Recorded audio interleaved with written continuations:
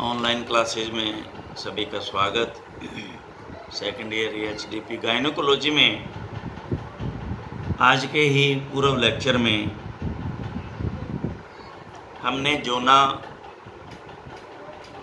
62 page number पे जोना लूसिडा से cumulus जो है वो क्यूमुलस ओवोफोरस है, और ये कोरोना नहीं है, ये कोरोना है। कोरोना रेडिएटा सेल्स जो हैं ये होती हैं, और ये इनको आपको मैं एक डायग्राम जो है बना के, क्योंकि इसमें गलत लिखा कोरोना नहीं होता, ये कोरोना और नाम कोरोना रेडिएटा होता है। का नाम भी आधा था, लिखा भी गलत था, इसको आप सही कर लें। क्यूमुलस ओवोफोरस सेल जोना प्लूसिडा जो लेयर होती है इसकी ओवा की, तो इसको मैं आपको एक इसका डायग्राम के माध्यम से बड़ा डायग्राम जो है लेकर के, और इसकी जो है सेल के बारे में आपको इसकी नॉलेज जो है करवाऊंगा। तो अब हम आज इसमें 65 नंबर पेज पे हम ओवुलेशन ताप में आने के 25 से 30 घंटे तक हमने यहाँ तक हो गया था। इंसेमिनेशन 10-12 घंटे बाद हमने ये भी इसको जान लिया था। अब हमारे पास आज हम निषेचन की विधि, fertilization of how fertilization take place, निषेचन कैसे होता है, फर्टिलाइजेशन कैसे होता है, ओवा में स्पर्म का प्रवेश कैसे होता है, फर्टिलाइजेशन। तो इसके बारे में ये पूरी प्रक्रिया पीछे अगर समझ में नहीं आई तो ये दोबारा ये देख लेते हैं, इसमें अच्छा शायद क्लियर किया गया होगा। नर व मादा के युग्मक मिलन, फ्यूजन से सकल कोशिका के बनने को निषेचन कहते हैं। नर व मादा के, ओवा व स्पर्म के मिलने को। यह क्रिया ओविडक्ट के एम्पुलरी इस्थमस जंक्शन द्वारा ओवुलेशन के बाद होती है। एम्पुला में होता है ये फर्टिलाइजेशन। स्पर्म के कैपेसिटाइजेशन अभी हमने पढ़ ली, उसका पावर में आना, पूरा कैपेसिटी में आना। स्पर्म के कैपेसिटेशन के बाद जब ज्यों ही स्पर्म अंडे के संपर्क में आता है तो स्पर्म के एक्रोसोम हेड को एक्रोसोम कहते हैं। इसके जो स्पर्म का हेड है उसको एक्रोसोम से हाइलोरिनिडेज, एक्रोसिन व ट्रिप्सिन नामक एंजाइम स्रावित होता है तथा यह अंडे के क्यूमुलस की ग्रेनुलोजा कोशिका परत को, क्यूमुलस की अभी मैंने आपको बताया पीछे जो क्यूमुलस लेयर है, क्यूमुलस ओवोफोरस, क्यूमुलस ग्रेनुलोजा, तो ये जो क्यूमुलस की ग्रेनुलोजा कोशिका परत को घोलकर जोना प्लूसिडा में घुस जाता है। ये मैं आपको इसका पूरा का पूरा डायग्राम आज ये शायद तैयार करवा लूँगा।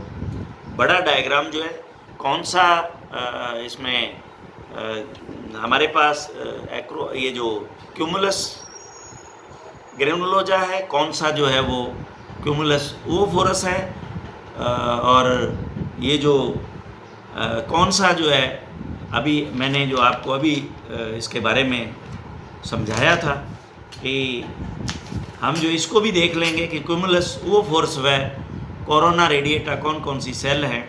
तो ये सारी जानकारी जो है उस एक डायग्राम से ही आपको इसमें कहीं दिया नहीं है, अदरवाइज ये क्लियर हो जाता। शायद फिजियोलॉजी में आपने देखा है, तो फिजियोलॉजी के अंदर मैंने वो उस पूरे ओवम को अच्छी तरह से पढ़ाया, आप देखना उस डायग्राम को, नहीं तो मैं ये डायग्राम से आपको पूरा दोबारा समझा दूंगा। जोना प्लूसिडा में घुस जाता है। स्पर्म के घुसने के बाद ही अंडे में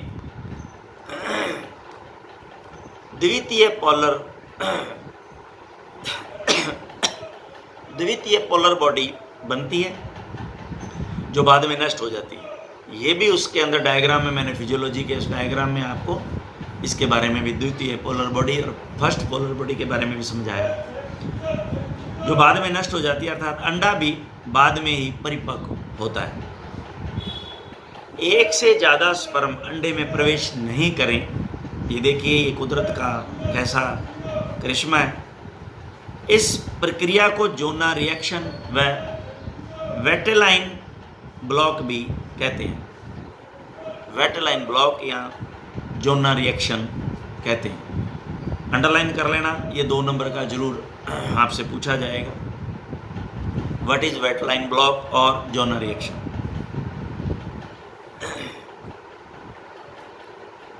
ये इसके द्वारा रोका जाता है। यह क्रिया है, अंडे को कई शुक्राणु घेरे रहते हैं, लेकिन जो स्पर्म सबसे पहले जोना प्लेसिडा के संपर्क में आता है, उक्त प्रक्रिया के कारण अंदर प्रवेश कर पाता है।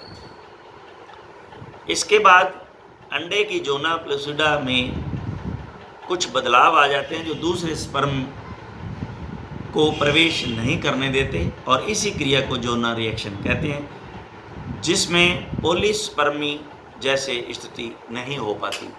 पॉलीस्पर्मी जैसी स्थिति नहीं होती। पॉलीस्पर्मी का मतलब है एक ओवा में जो है वो एक से ज़्यादा स्पर्म का घुस जाना, उसको पॉलीस्पर्मी कहते हैं।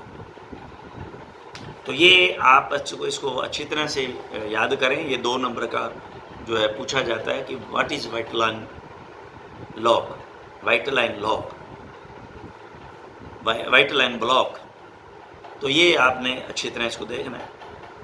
तो आइंस्टीन वैज्ञानिक ने बतलाया कि पहले तो कुछ स्पर्म ही ओविडक्ट तक पहुंच पाते हैं। ये तो हमने पीछे देख लिया कि मिलियंस जो है वो छोड़े जाते हैं, स्पर्म होते हैं, उसमें से 1500 समथिंग, 1500 समथिंग तो यूट्रस में पहुंचे थे, और 400 समथिंग जो है वो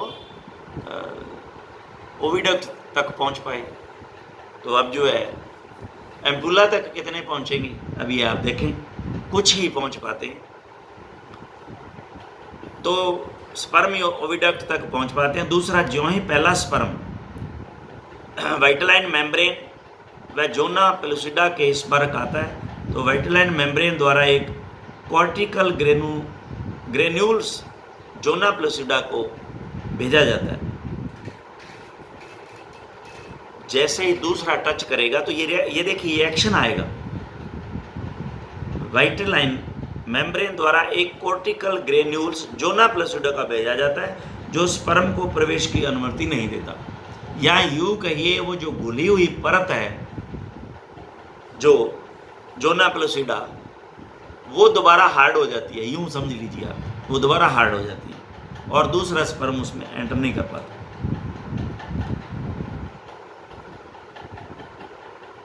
और ज्यों ही एक स्पर्म अंडे में प्रवेश कर जाता है, यह पदार्थ स्रावित नहीं होता जो उसको घोलता है, अतः दूसरा स्पर्म प्रवेश नहीं कर सकता। इस क्रिया को जोना रिएक्शन या वाइटलाइन ब्लॉक कहते हैं। कभी कभी किन्हीं कारणों से एक से ज़्यादा स्पर्म अंडे में प्रवेश कर जाते हैं, और ऐसी स्थिति को ये आ गया ना, पॉलीस्पर्मी कहते हैं। Yes, polyspermy. कभी कभी किन्हीं कारणों से एक से ज़्यादा स्पर्म अंडे में प्रवेश कर जाते हैं, और ऐसी स्थिति को पॉलीस्पर्मी जो कहा जाता है। तो ये आज हमने इस चैप्टर को कंप्लीट किया है, और मैं अभी तो है नहीं मेरे पास, नहीं तो मैं अभी आज ये डायग्राम के माध्यम से आपको ये पूरा का पूरा जो है ये क्लियर कर लेते, ये कौन कौन सी लेयर हैं। वैसे तो आपको फिजियोलॉजी में अच्छी तरह पढ़ाई हुई है, समझाई हुई है, लेकिन वो डायग्राम अभी मेरे पास नहीं है, जो शायद वो फिजियोलॉजी में कहीं ना कहीं रखा हुआ है। दोबारा उसको उसके माध्यम से देखने से वो एक एक चीज़ जो है आपको समझ में आ जाएगी। तो ये आप भी प्रयास करें अपनी फिजियोलॉजी में। जो ओवम का डायग्राम दे रखा है, उसके अंदर सारी जो है वो ये सेल्स और ये जोना पेलुसिडा कौन सी है, ग्रेनुलोजा कौन सी है, और ये कोरोना जो है वो कौन सी है, तो ये वहाँ सारी की सारी उसमें अंदर दी हुई है। तो आप उसमें देख लें, तो ये इसको दोबारा आपको कंप्लीट जो है करवाएंगे। तो आज हम नया चैप्टर हम शुरू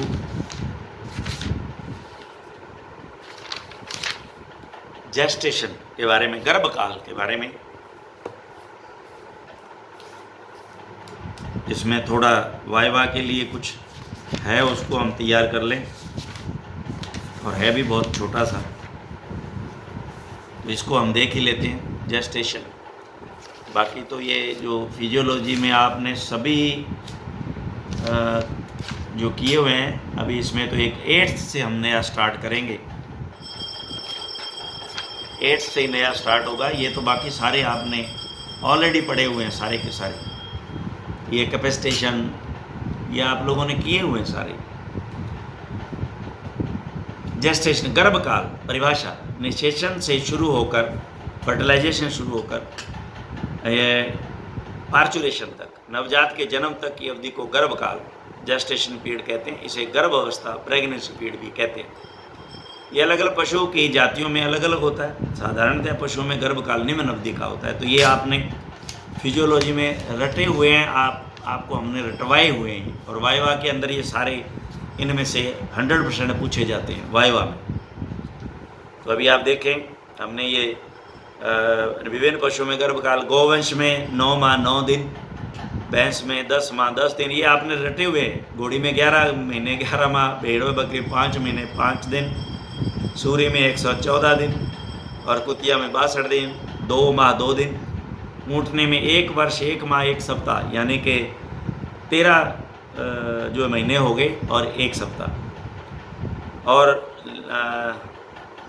लेडीज़ में 263 दिन, और ये हथनी में आपने याद करना है 20 से 22 माह।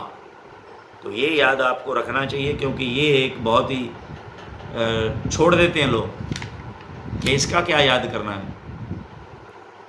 हालांकि ये डोमेस्टिक तो नहीं है, लेकिन डोमेस्टिक में भी आता है, क्योंकि लोग इनको आप लोग इसकी सवारी करते हो, लोग पालते हैं इसको, तो ये कोई ज़रूरी नहीं है कि वाइल्डली हो। तो ये इसलिए हम जितने भी डोमेस्टिक है उनके बारे में पूछा जा सकता है, तो ये डोमेस्टिक में भी आता है। तो ये वाइल्ड, लेकिन रखते हैं। तो अब पोस्ट गर्भकाल, दिनों में, अब इसमें क्या अलग अलग जो है नस्लवार, इसमें भी फ़र्क आ जाता है। अकेला गाय हमने देख ली तो ये कि 9 महीने 9 दिन, तो ये गोवंश में इसमें भी अलग अलग हैं। देखिए, जर्सी में 279 डेज है, हॉल्स्टीन में 281 है। तो आप देखिए इसमें 2 दिन का फ़र्क हो गया, ज़्यादा नहीं है। साहिवाल में 285 डे, थारपारकर में 287, गिर में 284, थोड़ा थोड़ा डिफरेंस है, नियर अबाउट है। हरियाणा में 288, राठी में 288, कांकरेज में 289, भैंस मुर्रा में 310, इसी तरह से भैंस सुरती में 313, भैंस नागपुरी में 305 डे।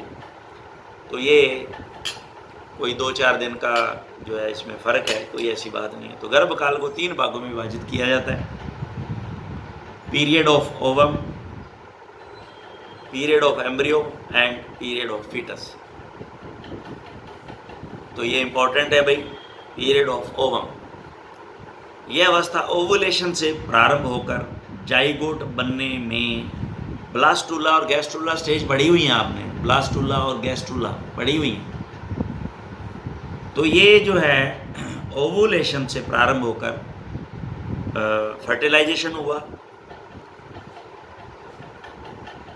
जाइगोट बनने में ब्लास्टूला तक की परिवर्तित अवस्था। अंडरलाइन कर लेना भाई इसको। यह अवधि गोवंश में 10 से 14 दिन की होती है, अंडरलाइन। पीरियड ऑफ एम्ब्रियो, भ्रूण अवस्था, यह अवधि गाय में भ्रूण अवस्था के 15वें दिन से 45 डे दिन रहती है। देखिए 45 दिन तक भ्रूण अवस्था, 15वें दिन से, क्योंकि 10 से 14 तो वो है, तो ये 15वें से 45 दिन तक अंडरलाइन कर लेना। इस अवस्था में भ्रूण में शारीरिक अंगों का विकास, अपरा प्लेसेंटा का विकास तथा गर्भाशय की आंतरिक भित्ति के साथ इम्प्लांटेशन सुनिश्चित हो जाता है। इम्प्लांटेशन इसमें गर्भाशय।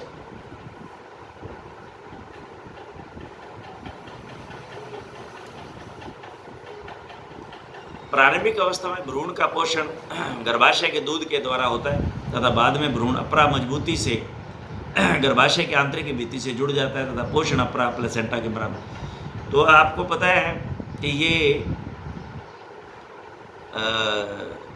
लगभग 7 दिन तक ये यूट्रस से यूट्राइन मिल्क द्वारा ये जो फर्टिलाइज्ड एग है ये अपना पोषण लेता है।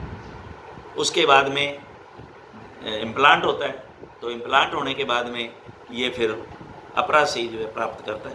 पीरियड ऑफ फीटस, यह अवस्था 46वें दिन से शुरू होती है तथा प्रसव तक रहती है, अर्थात प्रत्येक पशु की अलग अलग लंबी अवधि है। इस अवधि में भ्रूण के अंगों का गर्भाशय व अपरा का संपूर्ण विकास तथा बच्चे के आकार एवं भार आदि में बड़ा परिवर्तन व विकास होता है। गर्भकाल पर निम्न कारक जो है वो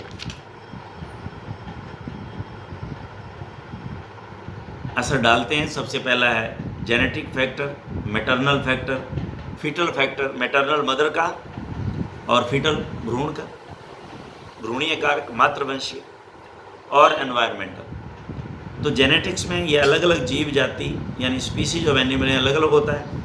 यह गर्भकाल के दौरान एक ही जाति में भी अलग अलग असर डालता है। जैसे देसी गाय व विदेशी गाय, जैसे देसी गाय में गर्भकाल छोटा, विदेशी गाय में गर्भकाल भी बड़ा। हमने देखा है ना लंबा, इधर हमने अभी गर्भकाल पढ़ा है। तो गाय में यदि समान अप्रभावी जीन है तो गर्भकाल लंबा, यानी कि गाय के अंदर यदि समान अप्रभावी। भेड़ों में अधिक ऊन उत्पादन व मांस उत्पादन वाली जातियों में गर्भकाल भी अलग अलग उनके जीन के कारण होता है। मैटरनल फैक्टर, युवा मादा में साधारणतया वृद्ध मादाओं से गर्भकाल छोटा होता है। उदाहरण दूसरी से 5वीं ब्यात में गर्भकाल थोड़ा छोटा होता है, उसके बाद में गर्भकाल बड़ा होता है। फीटल फैक्टर, जब एक से ज़्यादा भ्रूण मादा के पेट में पल रहे होते हैं अर्थात ट्विन आदि हो तो गर्भकाल ऑटोमेटिकली छोटा हो जाएगा। भ्रूण के लिंग से भी गर्भकाल का प्रभावित होना, मेल है या फीमेल है। यदि भ्रूण नर हो तो गर्भकाल अधिक बड़ा होगा, मादा होगा तो गर्भकाल छोटा होगा। भ्रूण का आकार बड़ा होगा तो गर्भकाल कम होगा। भ्रूण के हार्मोन के कारण भी गर्भकाल प्रभावित होता है। तो आपने देखा होगा कई बार, विशेष तौर से ज़्यादातर फॉरेन कंट्रीज में ये ज़्यादा होता है।